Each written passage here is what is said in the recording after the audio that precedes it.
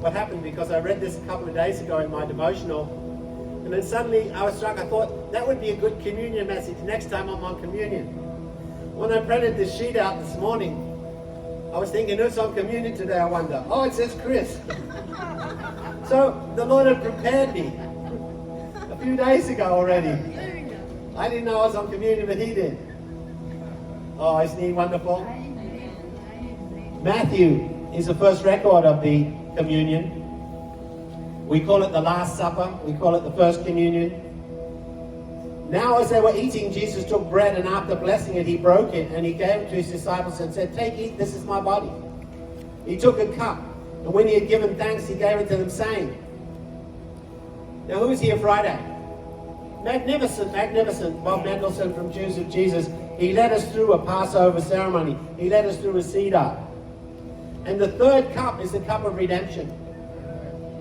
If you know the Jewish law and the Jewish rituals, when supper was ended, he took the cup of redemption. Jesus took the cup of redemption. You know what he said? Drink all of it. This is my blood of the covenant, which is poured out for many for the forgiveness of sin. That's the blood that will go on our ears, our toes, our thumbs today.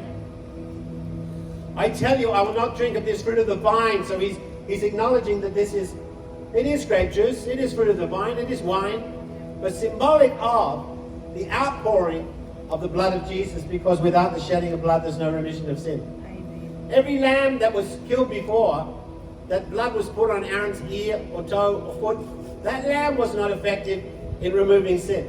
That lamb was a shadow, a foreshadow towards the cross. Everyone in the Old Testament was forgiven because of the cross. They looked forward to the cross. We look back on the cross. But it never gets old, my friend. It never gets old.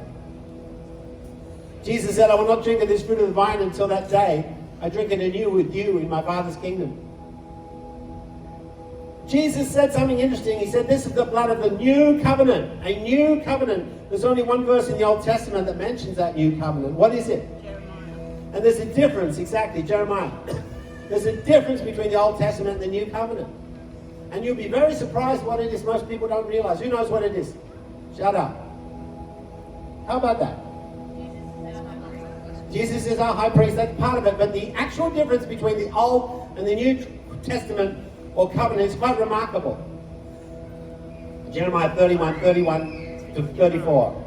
Behold, the days are coming, declares the Lord. I will make a new covenant with the house of Israel and the house of Judah. The nation was divided, but God said, you're still my people, all of you.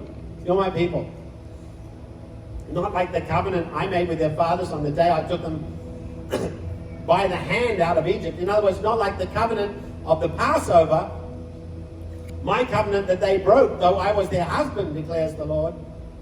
But this is the covenant I will make with the house of Israel after those days, declares the Lord.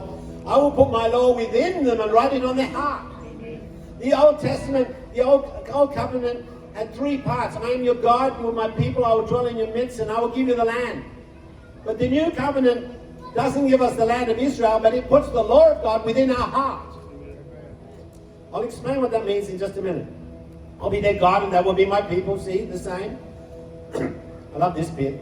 No longer shall each one say to his neighbor, know the Lord, for they all shall know me. From the least to the greatest, declares the Lord. I will forgive their iniquity. I'll remember their sin no more.